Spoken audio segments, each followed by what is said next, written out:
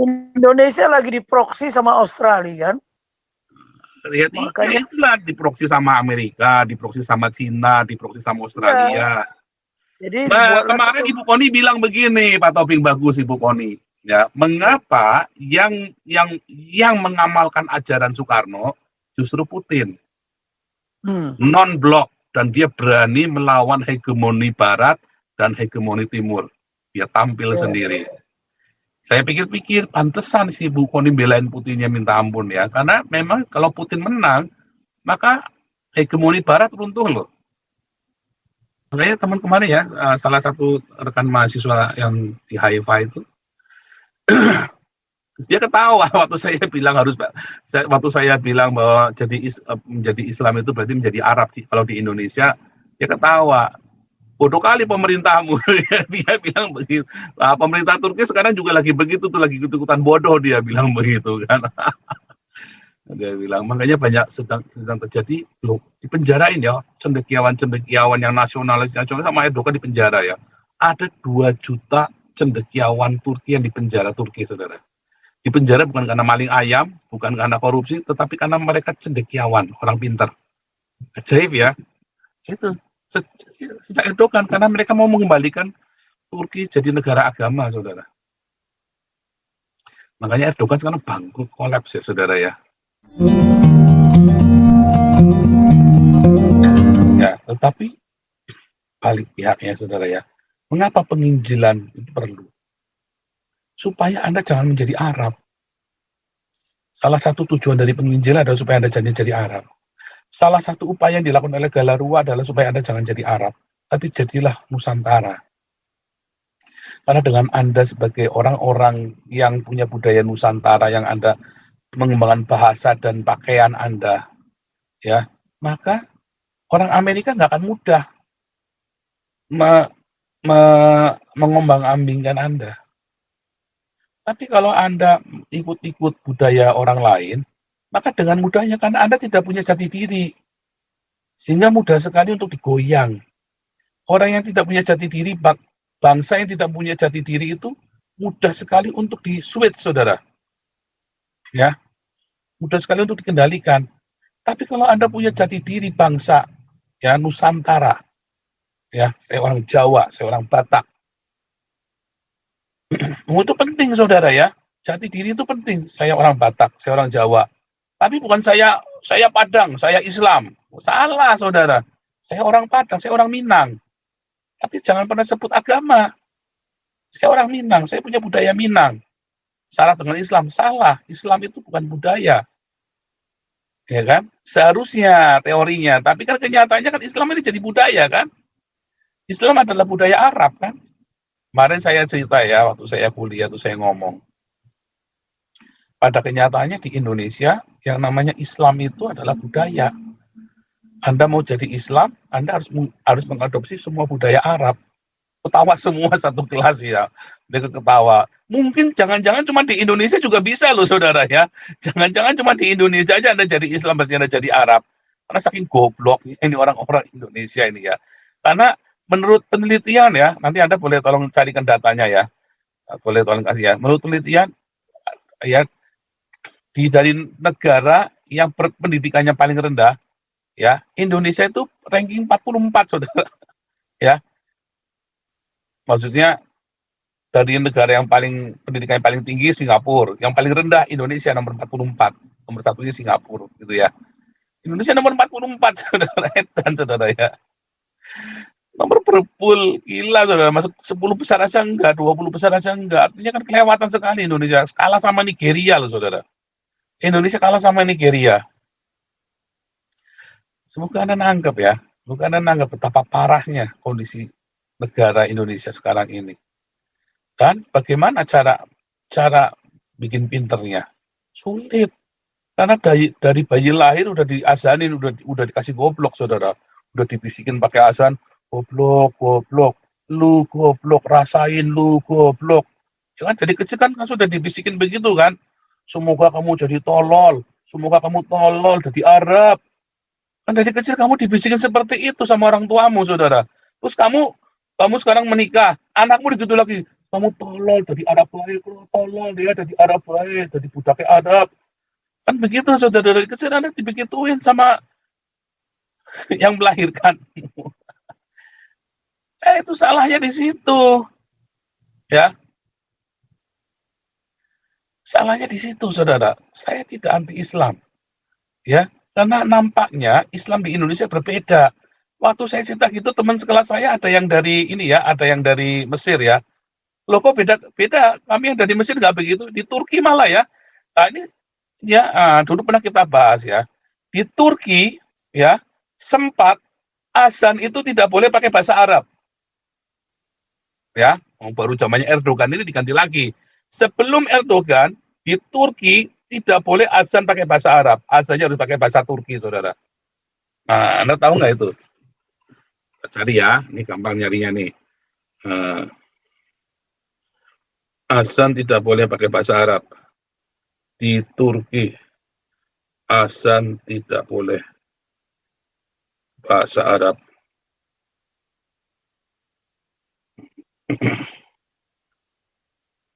Nah, lihat ya, Turki larang baca Al-Quran dan azan dalam bahasa Turki. Artinya sebelumnya,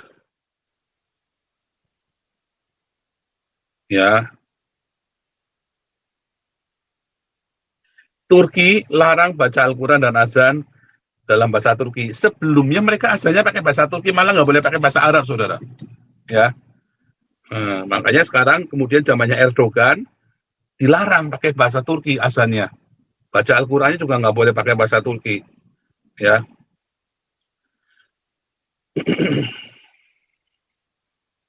ya. Otoritas agama tertinggi Turki melarang membaca Al-Quran melantunkan azan menggunakan bahasa Turki. Pernyataan tersebut muncul setelah Al-Quran dibacakan dalam bahasa Turki selama acara yang diselenggarakan oleh Partai Rakyat Republik di kota Istanbul. Direktur Urusan Agama Turki, Diyanet, mengatakan membaca Al-Quran dan azan tidak boleh dalam bahasa Turki. Para cendekiawan Islam sepakat terjemahan Al-Quran tidak dapat diterima sebagai Al-Quran. Ya, ya.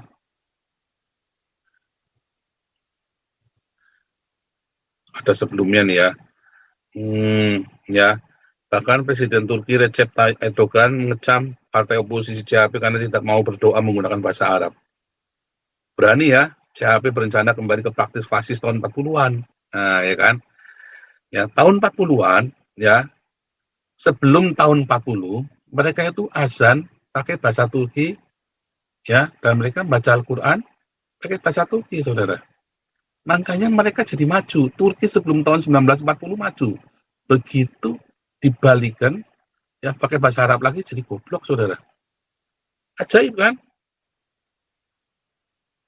Menurut para Islamis di Turki, membaca Al-Quran dalam bahasa Turki memang mengingatkan pada praktik tahun awal Republik, di mana saat itu azan dilantunkan dalam bahasa Turki.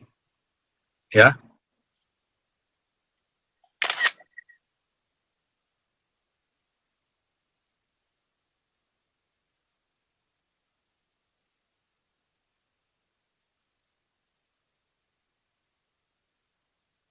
Jadi dulu itu di Turki itu azan pakainya bukan pakai bahasa Arab, tapi bahasa Turki, saudara. Makanya maju. Makanya teman kemarin ya, salah satu rekan mahasiswa yang di Haifa itu, dia ketawa waktu saya bilang waktu saya bilang bahwa menjadi Islam itu berarti menjadi Arab kalau di Indonesia, dia ketawa. Bodoh kali pemerintahmu. Dia bilang begitu. Nah, pemerintah Turki sekarang juga lagi begitu tuh, lagi ikut-ikutan bodoh, dia bilang begitu kan. Dia bilang makanya banyak sedang terjadi loh, dipenjarain ya cendekiawan yang nasionalis sama Erdogan dipenjara ya. Ada 2 juta cendekiawan Turki yang dipenjara Turki, saudara. Dipenjara bukan karena maling ayam, bukan karena korupsi, tetapi karena mereka cendekiawan, orang pintar. Ajaib ya. Itu sejak Erdogan, karena mereka mau mengembalikan Turki jadi negara agama, saudara. Makanya Erdogan sekarang bangkrut, kolaps ya, saudara ya. Nah, nanti Anies kan jilat-jilat pantatnya Erdogan tuh. Nanti kan kejadian sama tuh. Jangan nggak percaya, saudara. Ya, jangan nggak percaya, saudara. Itu nanti terjadi. Oh, itu bukan bercanda, saudara ya. Nggak bohongan, itu beneran ya.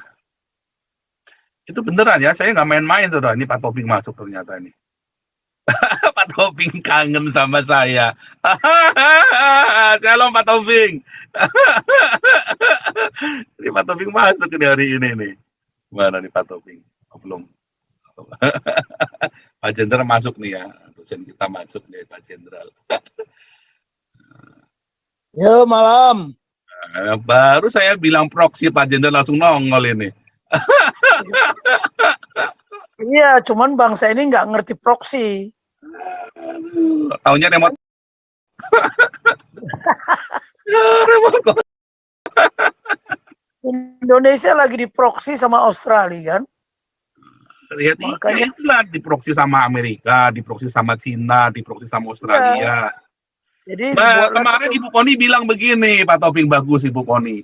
Ya, mengapa yang mengamalkan ajaran Soekarno justru Putin, non-blok, dan dia berani melawan hegemoni Barat dan hegemoni Timur.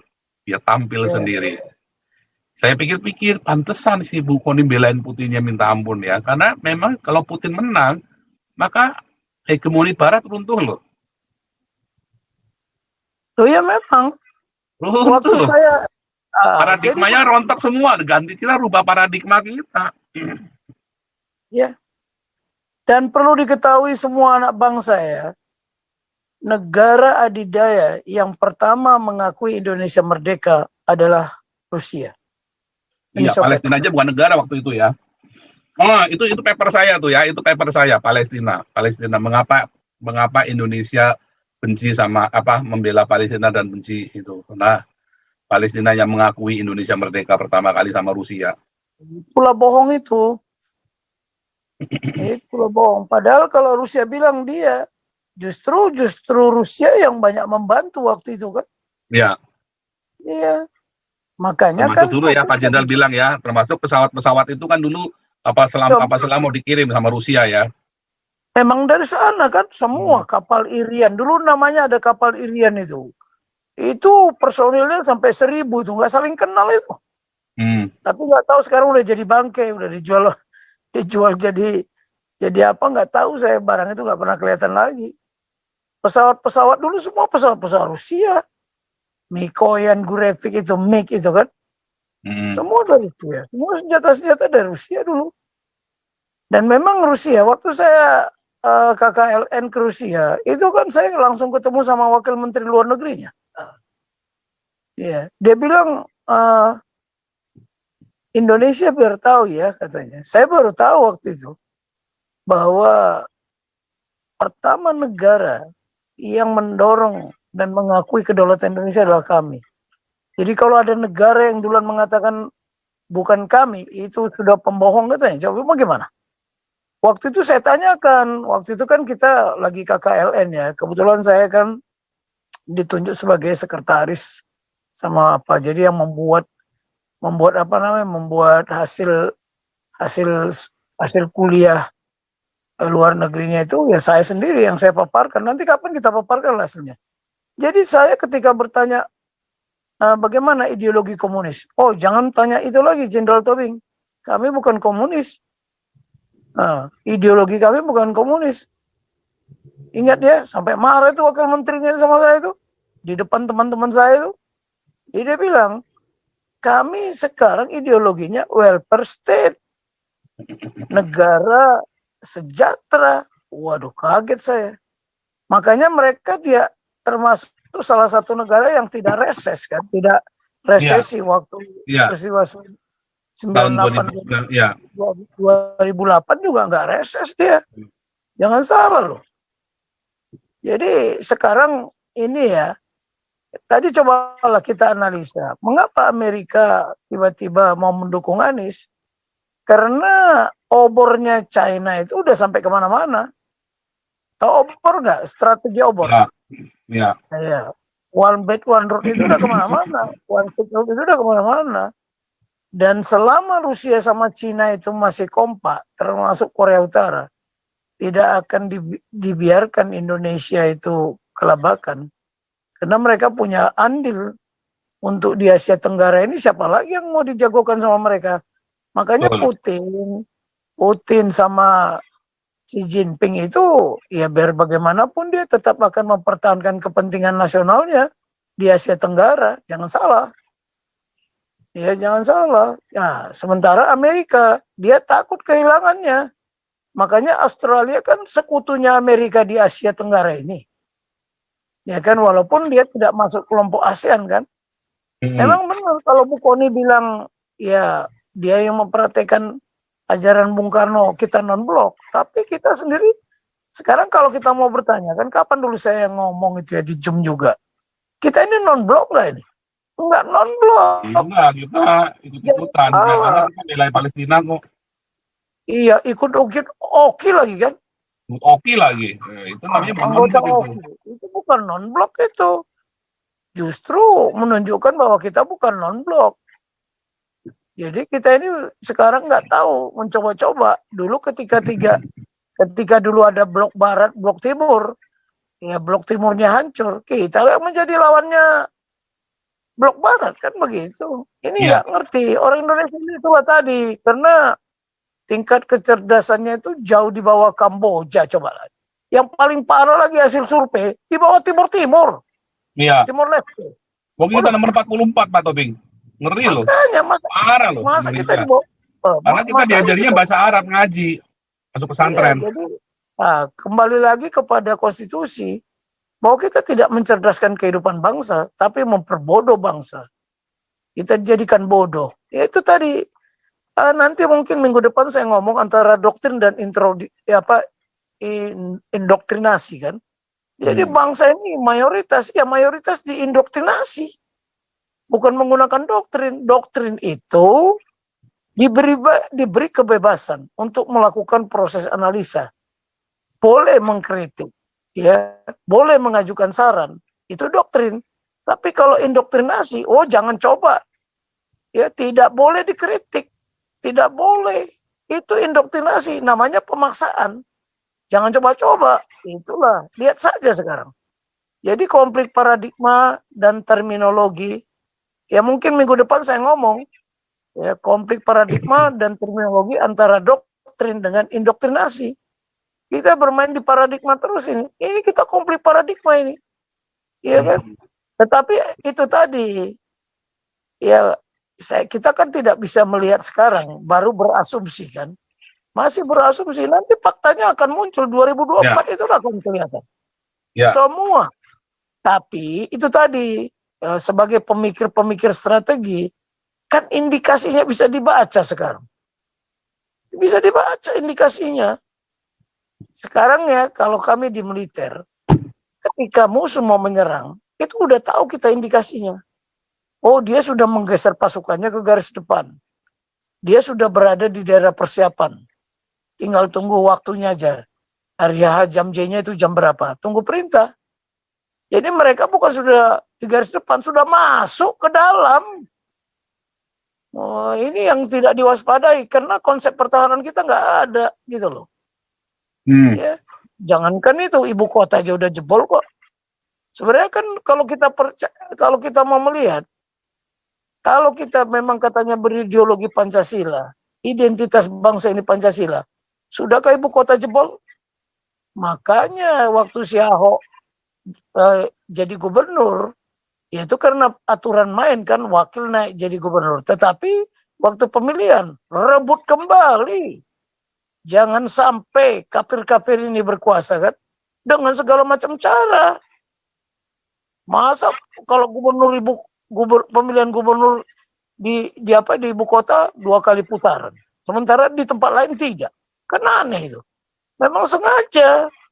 Nah itu tapi Tuhan kan tidak buta, Tuhan mendengar, ya Tuhan melihat, lihat aja. Yang tidak berpengetahuan itu pasti dia tidak suka kebenaran, gitu aja udah. Itulah komentar saya, gara-gara ada proxy war jadi ikut-ikutan saya ini. Kau bilang kau menang debat, lawan domba yang sesat. Kau bilang banyak yang tobat,